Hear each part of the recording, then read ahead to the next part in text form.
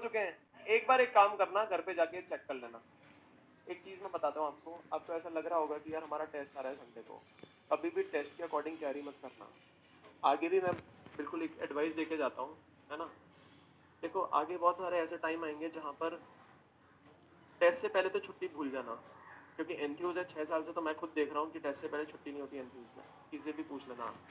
दूसरी चीज़, आगे भी नहीं मिलेगी छुट्टी, है ना? दूसरी चीज़, अगर मैं यहाँ पे भले कितना भी आगे वाला फेज़ हो, इसका रीज़न है आपको पता है, बहुत भयंकर वाले एडवांटेज में हो आप। 2 टर्म होते हैं अब बोर्ड के। हमारा ये टारगेट है कि आपका 2 दूसरे मतलब पहले टर्म से पहले ही आपका 1 महीने का गैप में आपका सिलेबस सारा कंप्लीट करा दें, ताकि आपको टर्म 1 के लिए भी अच्छे से प्रिपरेशन हो जाए और आपका अच्छे से रिवीजन भी हो जाए। जो भी आपके टॉपिक्स हैं जिसमें डाउट है, वो भी आप अच्छे से क्लियर कर पाओ टीचर से। ठीक है? तो ये टारगेट है और ये टारगेट आसानी से अचीव भी हो जाएगा, कोई दिक्कत वाली बात नहीं है। तो यहाँ पर आप एक चीज़ हमेशा ध्यान रखना, कभी भी टेस्ट के अकॉर्डिंग तैयारी मत करना, क्योंकि ये तो क्या है, टेस्ट में नेट प्रैक्टिस जो, यहाँ पर आप एक चीज़ हमेशा ध्यान रखना, कभी भी टेस्ट के अकॉर्डिंग तैयारी मत करना, क्योंकि ये तो क्या है, टेस्ट में जो होता है ना प्रैक्टिस सेशन, नेट प्रैक्टिस जो होती है ना, वो ये नेट प्रैक्टिस ही चल रही है। अपन को हमेशा पता है टारगेट जो है ना, उसके अकॉर्डिंग तैयारी करनी है। बहुत बार क्या होता है, अपन ये गलत मेथोडोलॉजी लगा लेते हैं कि अरे यार संडे को टेस्ट है, जो भी पढ़ाया जा रहा है आज या फ्राइडे सैटरडे को जो पढ़ाया जाएगा उसको छोड़ देते हैं, संडे के टेस्ट की तैयारी करते हैं, फिर बाद में करेंगे उसको। वो बाद ही रह जाता है और वो पाइल अप होता जाता है। सैटरडे को भी जो भी पढ़ाया जाएगा वो भी रिवाइज करना है। अगर आपके टेस्ट की तैयारी करनी है ना आपको, तो टेस्ट की तैयारी पता है फ्राइडे सैटरडे बैठ के नहीं होती। फ्राइडे सैटरडे बैठ के नहीं होती। एक दिन पहले बैठ के टेस्ट की तैयारी नहीं कर सकते, 2 दिन पहले बैठ के टेस्ट की तैयारी नहीं कर सकते। नीट का एग्जाम देने जा रहे हो, 100 चैप्टर आएंगे। 100 चैप्टर में से ऐसे बहुत सारे 30-35 चैप्टर होंगे जो आपने 15 दिन से छुए नहीं है।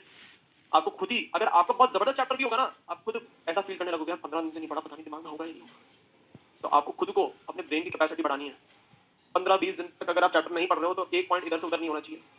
और अपने पता है ब्रेन की कैपेसिटी क्या है, 2-3 दिन तक की है बस, और खत्म, सब गोलमाल खत्म। तो इस चीज़ को पता है आपको आगे तक के लिए सोचना पड़ेगा। ये मैं वैसे डिस्कस नहीं करता हूँ, ये तो चलो आज ठीक है, सुबह एनकाउंटर हो गया था मैं इस चीज़ को लेकर, गर्ल्स कुछ बोल रही थी तो इसलिए मैंने उनको समझाया, तो मैंने कहा आपको भी समझा देता हूँ, फिर मैं सारी चीज़ें सेम सेम ही डिलीवर करता हूँ लेक्चर में। तो जब भी आप कभी भी टेस्ट आए, टेस्ट के अकॉर्डिंग तैयारी नहीं करनी है अपन को, और अगर टेस्ट की तैयारी करनी है ना, तो फ्राइडे थर्सडे तक हो जानी चाहिए आपकी, वेडनेसडे थर्सडे तक, वेडनेसडे थर्सडे तक आपकी टेस्ट की तैयारी हो जानी चाहिए। अगर नहीं हो रही है तो गलत है। आप सोचो कि मैं फ्राइडे और सैटरडे को बैठ के बिल्कुल ठूस लूँ दिमाग में और अगले दिन जाकर उल्टी कर आऊँ, ये गलत है बिल्कुल। कब तक करोगे? इस टेस्ट में हो जाएगा, अगले वाले टेस्ट में हो जाएगा, 15 से 18 चैप्टर तक तो ये चीज़ हो जाएगी। फिर जब 30-30 चैप्टर आने लगेंगे, फिर क्या करोगे?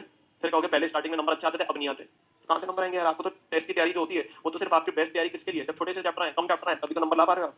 100 चैप्टर के लिए तो नंबर ला ही नहीं रहे हो। आप तो उस चीज़ की तैयारी ही नहीं कर रहे हो। कोई अच्छा खेल लेता है 5-6 ओवर, तो इसका मतलब ये थोड़ा ना 50 ओवर अच्छे खेल लेगा। उसको तो स्टेमिना बनाना पड़ेगा ना 50 ओवर तक के लिए भी खेलने के लिए। कभी कभार बहुत सारे टिक जाते हैं 50 ओवर तक के लिए। अगर स्टेमिना ही नहीं होगा तो कहाँ से टिक पाएगा? फिट कहाँ हो फिर? आप फिट नहीं हो, फिट बनो। मुझे पता है नहीं हूँ, और अगर आज रियलाइज कर लिया ना, तो बनने की कोशिश करो। बात समझ में आ रही है? क्योंकि अपना टारगेट छोटा मोटा नहीं है यार, अपन को बहुत आगे तक जाना है। ठीक है? और कभी भी ऐसी चीज हो ना, तो या तो किसी से गाइडेंस ले लिया करो, या खुद के पास आपने भगवान ने दिया है, आपको इतने मैच्योर हो चुके हो, तो आप अपनी प्लानिंग बना के चलो। आपने जो गलती, पहले लेक्चर में मैंने बोला था मॉड्यूल को कैसे बनाना है, सारी चीजें समझाई थी, क्योंकि मुझे पता है गलत टेक्नोलॉजी मतलब जो गलत कॉन्सेप्ट है, गलत मेथोडोलॉजी लेकर चलते हो आप, उस चीज को मैंने ठीक कर दिया था। आगे भी मुझे थोड़ी ना पता आप क्या क्या लेकर चल रहे हो, क्या क्या हर स्टूडेंट का अलग लेवल होता है। तो अपना दिमाग लगाओ कि मेरे से क्या गलतियां हुई थी। सोचो 2-3 दिन बैठकर आराम से, टेस्ट के बाद सोचना मैं अपना पूरा प्लान कैसे लेकर चलूंगा। मुझे 1 साल तक के लिए, 1.5 साल तक के लिए अपना पूरा प्लान बनाना है, कैसे प्लान करना है मुझे अपना पूरा ईयर, 1.5 साल। इवन मैं बता रहा हूँ 1.5 साल भी अगर आप लपक के लग गए ना, फर्स्ट रैंक निकाल सकते हो। ये चीज मैंने देखी है, एक्सपीरियंस करी है मैंने। 700 से ज्यादा नंबर आ सकते हैं, ये मुझे पता है। मैंने खुद ने एक्सपीरियंस करी है, सामने बैठे हुए बच्चों की बात बता रहा हूँ मैं आपको। कहीं भी नहीं थे वो 11th में, कहीं भी नंबर नहीं आते थे। 500-550 नंबर आते थे, कहने की बात होती है फिर बाद में कि हमारे 700 नंबर स्टार्टिंग से आते थे, लड्डू आते थे। उतने ही आते थे जितने आप लोगों के आते हैं, और उन्होंने आखिरी 1.5 साल लपक के मेहनत कर लेते हैं। मजा आ जाएगा फिर, एक बार घुस गए बहुत मजा आएगा, बहुत लपक के मजा आएगा। फिर ऐश ही ऐश है। ऐसा भी नहीं कि फिर वापस आगे चैलेंजेस नहीं होंगे। वो बेवकूफ बनाते जो कहते हैं कि आगे चैलेंजेस नहीं, फिर वापस नया चैलेंज आएगा। Life is all about challenges. एक खत्म तो दूसरा रेडी है, दूसरा खत्म तीसरा रेडी है। ठीक है, बेल बज गई क्या? अब इसको नेक्स्ट क्लास में बता। अभी और तो टाइम नहीं है, वरना मैं आपको बताता रिवीजन कैसे करते हैं। जब भी टेस्ट से पहले होता है ना, टेस्ट से पहले मैं रिवीजन कराता हूँ क्लास में। Thank you.